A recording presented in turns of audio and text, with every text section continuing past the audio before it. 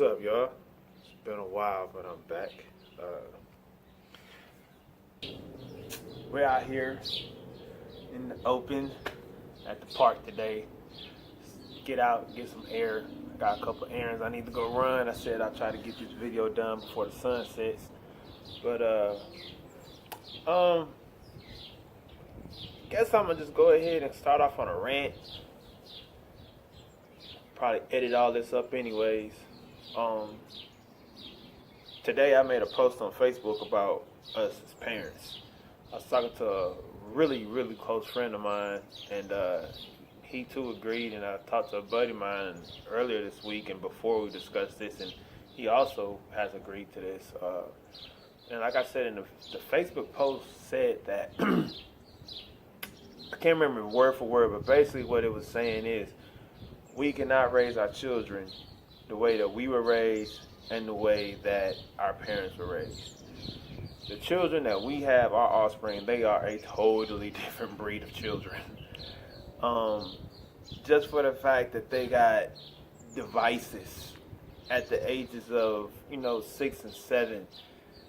I was one of those parents that I didn't want my girls to have phones. I thought that was just giving in to the society's norm, and I don't like society's norm. I think it hinders us. I think it brainwashes us, which I'll get to here later. And so I didn't want my girls to be a part of that. But due to my situation, I can only give my opinion. But as the years have gone by and different things have happened, I'm able to look and see kids and how they act, and I'm seeing parents, and then having went through a situation myself that has really opened my eyes a lot to a lot of different things and a lot of different aspects. And should 6-year-olds have cell phones? I don't know. I'm gonna leave that one alone. I still kind of feel the same about that. I think that they don't need a phone until they're about 13. But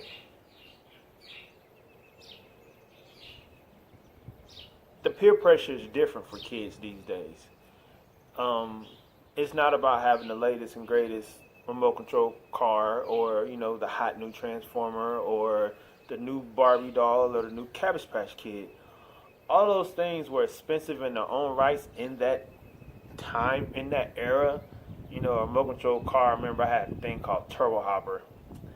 Some of you older people will know what I'm talking about. Turbo Hops with a bomb. It was like $98, you know what I'm saying? But back then, $8 was a lot. The dollar was different.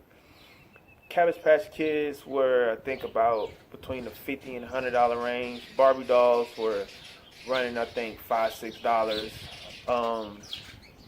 So the cost ratio was different back then, but the concept is still the same. Now they want iPhones, iPads, Beats audio headphones that cost $150 to $200. I've never seen so many kids with Jordans, and as far as I know, they're real, so they cost over $130, only for them to get scuffed up the next day. In our era growing up, it was pretty similar, but things hadn't quite evolved into what it is now. So, are we really helping them, or are we hurting them? And you're probably wondering what I mean by that. Well, when we grew up, our parents, they had to work for everything they had. I know my parents did. I used to talk to my pops, and he talked about, working at the grocery store as soon as he got off from school, and having to come home and help around the house, and walking uphill both ways in the snow. No, I'm playing. But you get my point.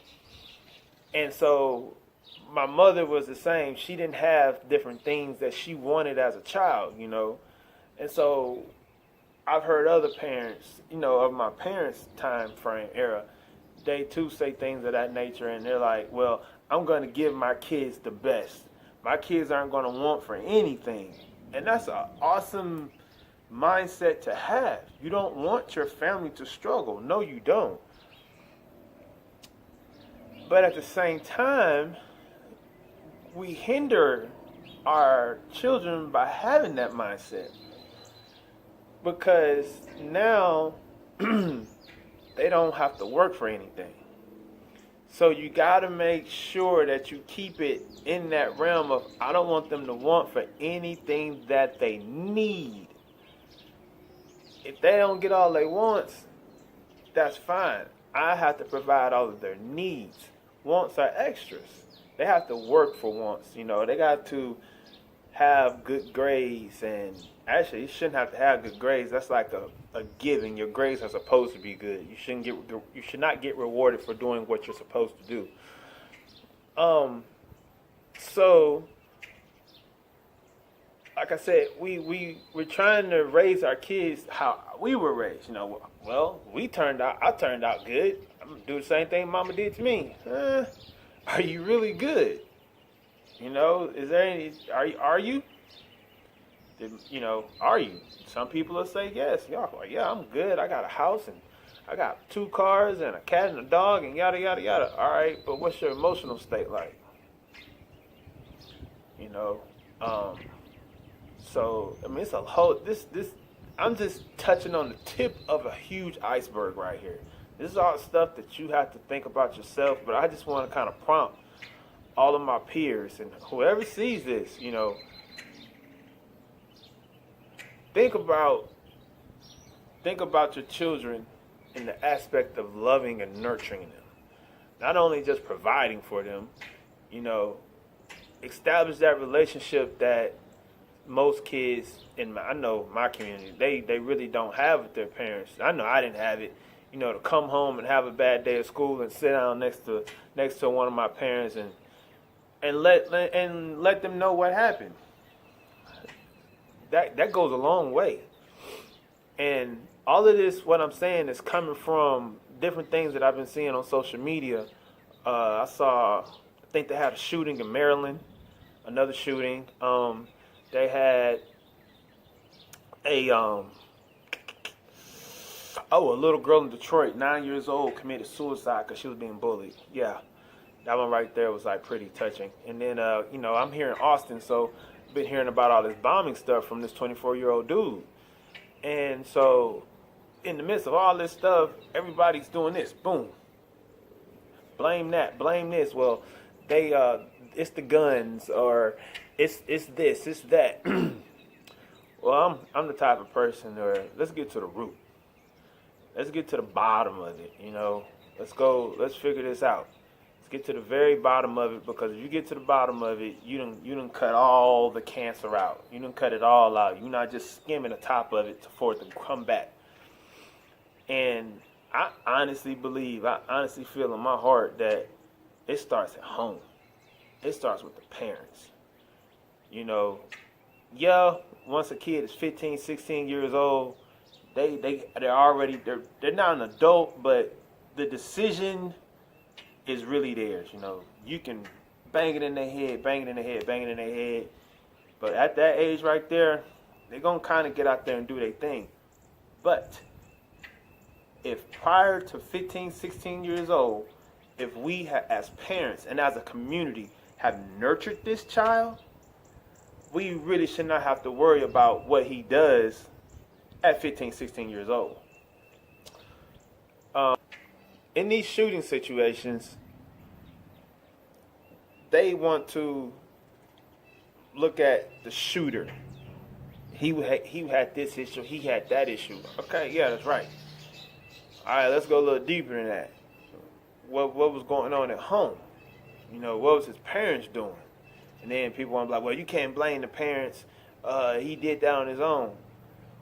Okay, they raised him. Now, I'm not saying that, you know what I'm saying? I'm not pointing the finger. I'm trying to help us get to the root, you know what I'm saying? Because if you got a child that's getting bullied, not only should the child that's getting bullied his parents be concerned, the child, especially if that child can, point out, hey, it's little Timmy that's bullying me, then we need to talk to little Timmy's parents and, get little Timmy some help, because little Timmy, he not bullying just to be a bad boy. Little Timmy is bullying because it's something inside of him he's not getting. So that's my take on that. Everybody got their opinions and they like, ears. We all got them.